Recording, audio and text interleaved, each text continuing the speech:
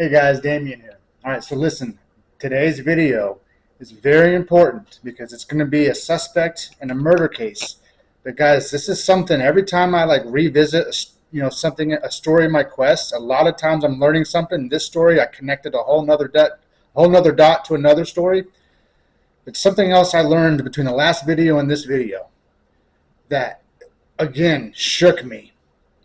Both Keith Fuchs and today's video topic, Baruch Ben-Yosef, are the longest active fugitives, and yet when you look for them online, you won't find it that way. Like, you have to know they exist. For example, I did so many searches.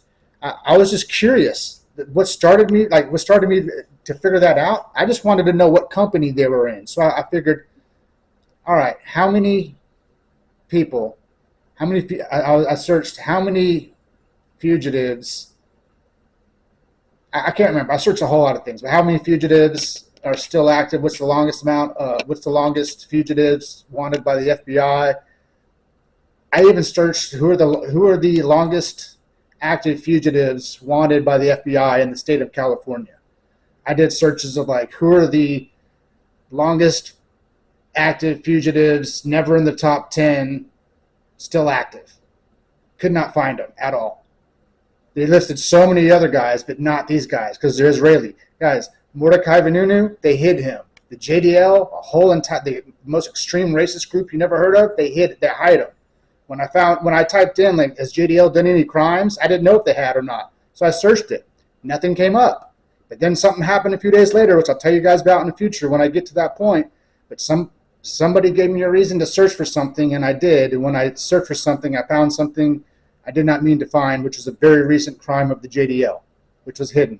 Because if I search, is the JDL still active, I should get something that says, yes, last week, the FBI arrested a JDL member with 10 Molotov cocktails and a plan to kill a woman, an American woman. So today's video is about a suspect who's been active longer. Only Keith Fuchs has maybe been an active suspect longer. Okay, so I'm talking about the FBI's longest active criminal, and Google doesn't show you that unless you type in his name. You will not know this is the longest active fugitive. Okay, so I'm going to make multiple videos on this guy because you guys ask for receipts. Well, today's video, I'm going to be telling you guys. I've already told you guys that our government works with terrorists and the ideologies of terrorists. And now today's video is going to be the receipts aspect of that. Probably 2 videos for receipts because Trump and what he's doing is all over this. But one mistake you guys, I think, are making about me is I think you guys think that I'm a Democrat. Even though I've dogged on the Democrat multiple times in multiple videos, I truly believe if a Democrat was in office right now, instead of Mar-a-Lago that these terrorists were at, they'd probably just be at the White House instead. Okay, it's not a Donald Trump or Republican thing. Our government is corrupt. It just so happens that, yes, this is happening on Donald Trump's shift, and you guys are going to see proof of it. But right now, this is the guy, okay? This is the same guy when he was younger, when he was older. Baruch Ben-Yosef. He was Meir Kahane's right-hand man. Andy Green, Baruch Ben-Yosef, is not sitting around thinking, I hope the FBI is going to knock on my door to talk about the 1985 bombing. He is living a public life. He's even made videos on YouTube, guys. The responsible parties are believed to have fled Israel. A mutual legal assistance request, a procedure that allows for exchange of information in course of a criminal investigation, has been submitted to the GOI, the government of Israel, and that lack of response remains an issue of concern for the FBI. So I want you guys to understand, I'm talking about 3 people involved in a murder case. The first guy got arrested because he was doing a whole lot of other crimes, and one of the stipulations of his arrest is that he would not get the death penalty. He got a life sentence with no parole. He ends up getting paroled on Biden's shift, and he's walking a free man in 2024. The other 2 guys never even had an extradition request. We know the FBI knows where they are. And this man, Alex O'Day, had a statue built of him. That's how nice of a guy this guy was. Alex O'Day, they built a statue of the man, but yet they will not arrest his killers. And when you try to search not who the killers are, but the company that they're in, who are the longest active fugitives, these guys' names don't come up. But they're $1 million each on them. this guy's $1 million if you can bring him in. But one thing I want you guys to understand, the guy that I'm talking about, Baruch Ben-Yosef, these guys don't get into the positions of power for nothing, for being weak. These guys are, he's been a lawyer. He's even represented Itamar Ben-Gvir.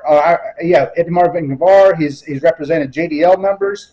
This guy is smart enough to be a lawyer, but crazy enough to try to smuggle a goat into a mosque to try to freaking cut its head off as a sacrifice. This guy is killed people. They're smart and religious and absolutely savage when they need to, and you guys need to wake up, because they are like this with our government, okay? Numerous leads have been forwarded through the FBI HQ to the Israeli Secret Intelligence Service, which, look at that, guys. You see what that says? The Israeli Secret Intelligence Service, ISIS, in Washington, D.C. But in Freudian slip, and Benjamin Netanyahu bizarrely said to Husseini, "I assure you that our policy is to cooperate fully with the murderers." In lectures uploaded in recent years to Kahana's YouTube channel before the channel was deleted in December, Ben-Yosef continued to advocate for a critical mass of Jews to take control of the Temple Mount and drive out the Muslims and demolish their mosque. And by the way, guys, I am going to be uploading the actual sites these are from on my Facebook folder. You guys can see this headline here: Trump's Jerusalem plan rewards suspected killer of Alex Ode. You guys just think that I woke up one day and figured that I would find this? No. I figured all this stuff out backwards, guys. I started with the JDL. I started in like 1968, and I started to go upward. So when I started studying these crimes, I have no idea that these crimes are going to tie in with our U.S. government and what our U.S. government is making decisions of. I'm just trying to learn with no agenda at all. I'm just trying to learn. And my path that I took just figured out so many things. And that's what I want to show you guys. I documented my path not knowing I was on a path. Just early on, I felt something that I needed to document stuff, and I did. And I made so many huge discoveries afterwards.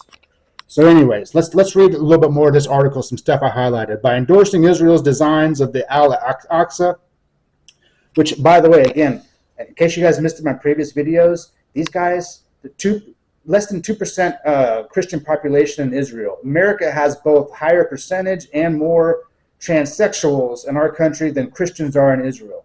These guys blow up multiple churches in Gaza, Christian churches. These guys have tried multiple times to blow up the Christian section of important churches in Israel. We're giving them billions of dollars, and they're trying to blow up churches. They're trying to make all the churches and mosques all Jewish only. That's not my theory. That's what I learned. Okay? Don't call me racist. Tell me someone who gives you facts that piss you off. But I'm sorry, they are not facts that I'm making up. Okay? Don't get pissed at me. I'm the messenger.